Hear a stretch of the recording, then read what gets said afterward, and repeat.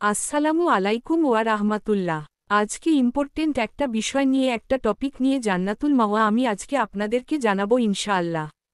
ইসলামী তুলনামূলক যুক্তির দলিলের ভিত্তিতে, না আবেগের ভিত্তিতে সেই বিষয় নিয়ে উপস্থাপন করব ইনশাআল্লাহ। আজ আমরা দাঁড়িয়ে আছি এক ভিন্ন প্রশ্নের সামনে। কে বেশি প্রভাবশালী, কে বেশি সত্যবাদী, আজহারি না আলমাহির?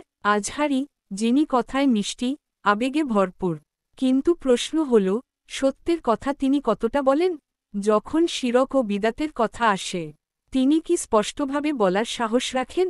যখন মাযহাবের নামে বিভাজন হয়, তখন তিনি কি কুরআন হাদিসের মূল দাওয়াত দেন, নাকি ম্যানেজ করে বলেন? এদিকে আল মাহির, তরুণ, যুক্তিবাদী, তাওহীদের আলো নিয়ে দাঁড়িয়েছেন। বাইবেল, গীতা, বেদ, উপনিষদ, ওল্ড টেস্টামেন্টাল, নিউ টেস্টামেন্ট, কোরআন হাদিস, ইসলামিক শরিয়া, ইসলামিক ইতিহাস এবং কি দর্শন শাস্ত্রের উপরে গভীর জ্ঞান রাখেন আল মাহির, যিনি কোরআন হাদিস, ইতিহাস এবং যুক্তি দিয়ে ইসলামকে করেন। ইসলামের বাইরে যে ফিরকাগুলো আছে, 4টি মাযহাব সহজে বিভিন্ন ফিরকা আছে, যখন তাদের সাথে কথা বলেন তখন তিনি তাদের কিতাব থেকে সঠিক বার্তা দিয়ে তাদেরকে খণ্ডন করে চলে আসেন এবং ইসলামের মহত্ব বাণী তিনি ফুটিয়ে তোলার চেষ্টা করেন। আল মাহির, এটি কোন আবেগের নাম নয়, এটি একটি আন্দোলনের নাম, যার একটাই লক্ষ্য, শুধু ওহীর বিধানই কায়েম করতে হবে, অর্থাৎ কোরআন এবং হাদিসের বিধান।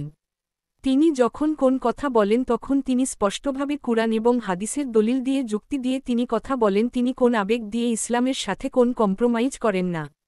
আলহামদুলিল্লাহ, তিনি তরুণ বয়সে যেভাবে গ্রহণযোগ্যতা পাচ্ছে এবং এগিয়ে যাচ্ছে, দোয়া করি যেন আল্লাহ তাআলা তাকে দিনের জন্য এভাবেই কবুল করে নেন। তিনি বলেন যে সকল বিধান বাতিল করতে হবে, ওহীর বিধান কায়েম করতে হবে।